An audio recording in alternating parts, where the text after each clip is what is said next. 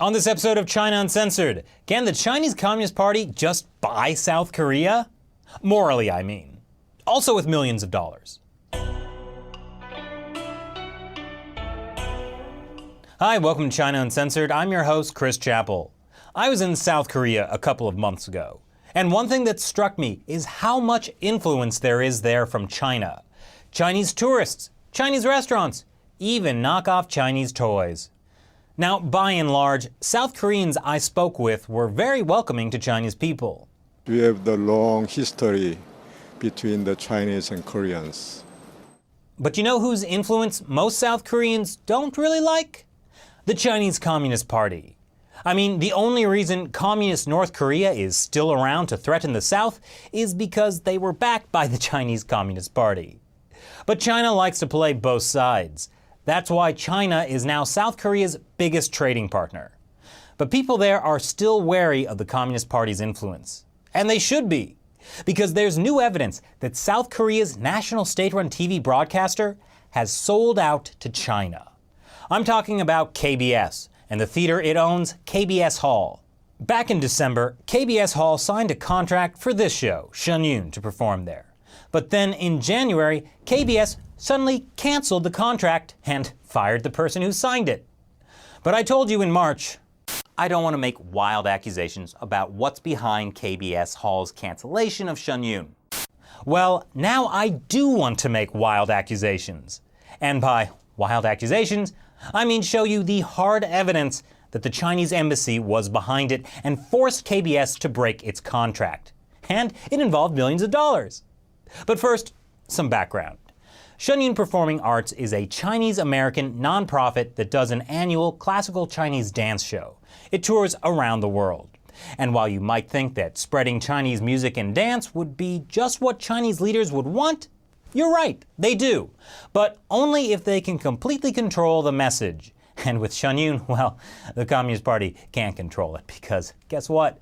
It was founded by Falun Gong practitioners, and a couple of its dance numbers depict contemporary issues like Falun Gong meditators standing up to the Communist Party's suppression. Let's just say the Communist Party is not a fan.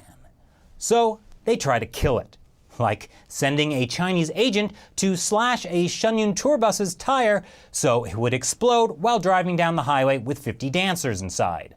Fortunately, they caught it in time, but still. The Communist Party also tried to stop theaters around the world from showing Shen Yun, because apparently the greatest threat to China's stability is freedom of expression in other countries. Most theaters, of course, have stood up to the Communist Party, which is why you can watch Shen Yun in more than 100 cities every year. Which brings us back to South Korea. So as I told you, KBS Hall in Seoul canceled Shen Yun in January. That was a breach of contract. So Shen Yun's promotion company sued KBS. After my episode in March, the South Korean court ruled in favor of Shen Yun. In this document, the court wrote that KBS had no legitimate reason to break the contract and that the show must go on. So organizers got to work selling thousands of tickets for the show scheduled for May 6th through 8th. But then, on May 4th, the court suddenly reversed its decision, canceling Shen Yun once again. And it came just ahead of a long national holiday weekend, so there was no way to appeal. And the show did not go on. You see, it turned out KBS Hall had lied in court. During the initial lawsuit, they told judges a Shen Yun performance is unsuitable for KBS Hall, but denied China's influence on its decision, instead saying it would damage KBS's public image.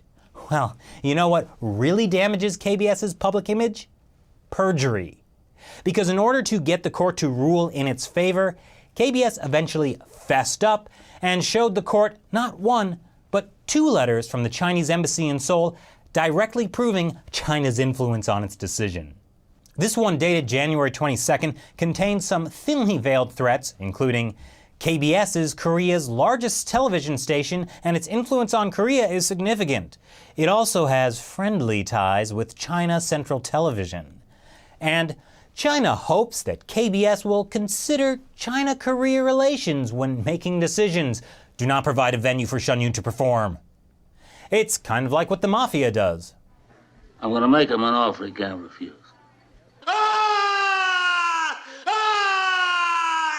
But KBS covered it up at first. It only revealed the embassy's threats when it felt it had no choice. Now you might think the South Korean court would have said, a foreign government doesn't get to threaten our country, and hey, KBS, you just lied in court. But instead the court said, oh, you've been bought out by China? Well then, yes, absolutely, you can go ahead and break your contract. You see, in the final court ruling, the South Korean court judge wrote that if KBS Hall were to allow Shunyun to perform, KBS, quote, may face a huge loss which can't be compared with the income from ticket selling. And here it says that as a major TV broadcaster, KBS's broadcasts to China are worth more than the equivalent of $8 million per year. Because while it may be illegal to break a contract under normal circumstances, it's okay if you'll make lots of money from breaking it. So after decades fighting against one brutal communist regime, the South Korean government simply sold out to another for a few $1,000,000. So what do you think? And what would you like to say to KBS? Leave your comments below. Once again, I'm Chris Chappell. See you next time. Apparently, the Chinese Communist Party considers Shunyun a major threat, including in South Korea. But with China and India, each might feel that they could launch a nuke and still successfully stop the other side from detonating one of their own.